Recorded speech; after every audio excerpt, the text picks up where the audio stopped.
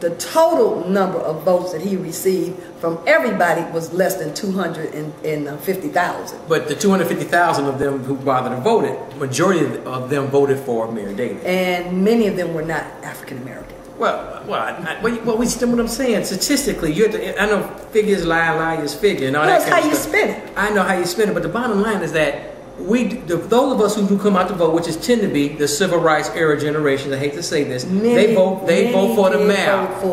They vote for the mayor. Many did vote for the mayor, and they're older, usually older African American women. You know that, church-going women. Their civic responsibility to vote for the mayor. They go with what they are familiar with. They've been hearing the Daley name virtually all of their lives. I grew up listening to Daley name. I've been in Chicago 45 years. So imagine if you were 60 years old. That's all you know. Mayor Daley. So what happens is that we can't really demand anything from the mayor when most of us stay home.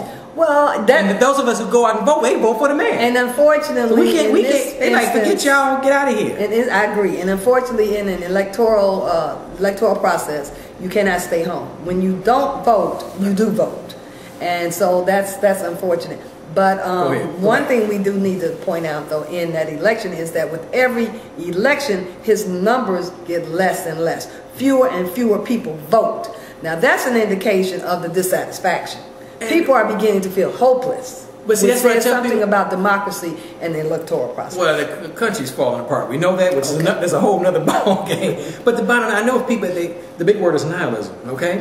And so the point is that we know that nihilism is pervasive in the community, but that's why I tell you, that's why you vote against the mayor, just to get some respect. You got John Burns, John Burns, this guy who tortured black men years ago. He's in sunny Florida right now as we speak. And they all John Burns, police torture, police brutality. They beat the children down. They shoot us in the street. But we vote for the mayor. And he was the state's attorney when that first occurred. And he could have prosecuted John Burns then. Richard Daley was state's attorney back then. And subsequent to becoming the mayor, when it was brought to him, he claims he has no knowledge of anything of torture. But when it comes time, see, we can rail at the mayor all we want, Mayor Daley all we want. But when it comes time to get rid of him, we don't do it. And then he divides and conquers us every day. And the more time we give him, the more ammunition he has to do that with. And now he's appointed, it was the OPS. Is now the Independent Police Review Authority.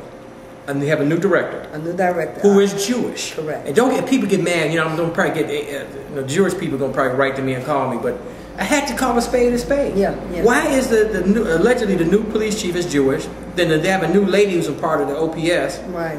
I think it's interesting. How you say OPS is Office of Professional Staff? It was the Office of Professional Staff. It was, okay. What's it called now? It's called the Independent Police Review Authority. A Jewish one from LA? From LA County. She's from LA County. Here's a woman from LA County.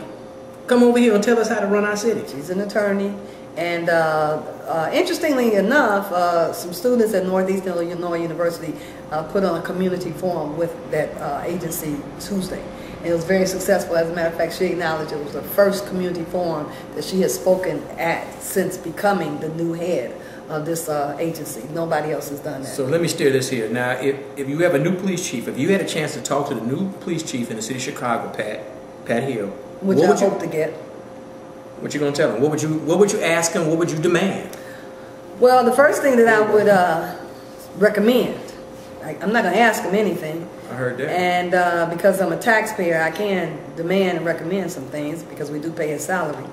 Would be that that there be some changes immediately on the district level, and there would be some changes. Right now, the position of First Deputy, of which Dana Starks was holding, is now open, because I forgot to mention to you, Dana Starks has been appointed as the head of the Department of Human Resources. So he's no longer a police officer. He's no longer. He's retired. He's retired out of the police. So he retired from the police department.